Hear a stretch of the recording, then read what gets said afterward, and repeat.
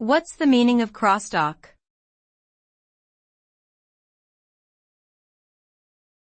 Crosstalk.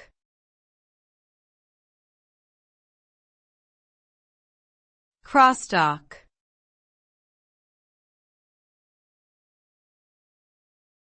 Crosstalk.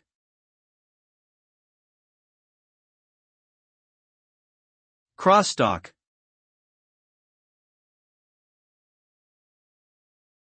Crosstalk refers to the unwanted interference or leakage of signals from one communication channel to another.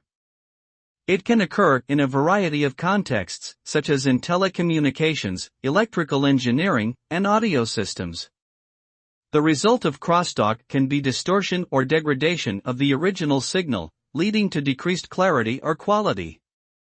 Crosstalk can also contribute to increased noise levels and reduced data transfer rates.